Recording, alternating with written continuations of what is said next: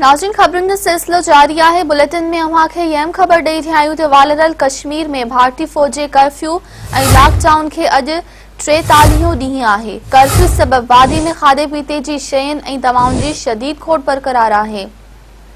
भारतीय फ़ौज जे समूरनि ज़ुल्मनि बावजूद बहादुर कश्मीरी पंहिंजे इरादनि ते पुरज़म आहिनि। वालरल कश्मीर जी ख़ुसूसी हैसियत ख़त्म करण ख़िलाफ़ मातरी जे मुख़्तलिफ़ इलाइक़नि में एहतिजाजी मुज़ाहिरनि जो सिलसिलो जारी आहे। भारतीय फ़ौज पारां हथे ख़ाली कश्मीरनि ते ताक़त जो इस्तेमाल कयो पियो वञे। एहतिजाजी मुज़ाहिरनि दौरान चक्रिन में केतिरा नौजवान ज़ख़्मी थिया आहिनि, जॾहिं त क़ाबिज़ फ़ौज केतिरनि नौजवाननि खे गिरफ़्तार पिणु करे वरितो आहे।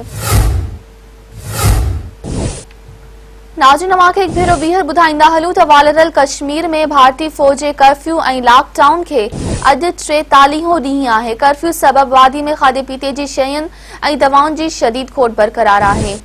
भारतीय फ़ौज जे समूरनि ज़ुल्मनि बावजूद बहादुर कश्मीरी पंहिंजे इरादनि ते पुरज़म आहिनि। वालरल कश्मीर जी ख़ुसूसी हैसियत ख़त्म करण ख़िलाफ़ मातरी जे मुख़्तलिफ़ इलाइक़नि में एहतिजाजी मुज़ाहिरनि जो सिलसिलो जारी आहे। भारतीय फ़ौज पारां हथे ख़ाली कश्मीरनि ते ताक़त जो इस्तेमाल कयो पियो वञे। एहतिजाजी मुज़ाहिरनि दौरान चक्रिन में केतिरा नौजवान ज़ख़्मी थिया आहिनि, जॾहिं त क़ाबिज़ फ़ौज केतिरनि नौजवाननि खे गिरफ़्तार करे वरितो आहे।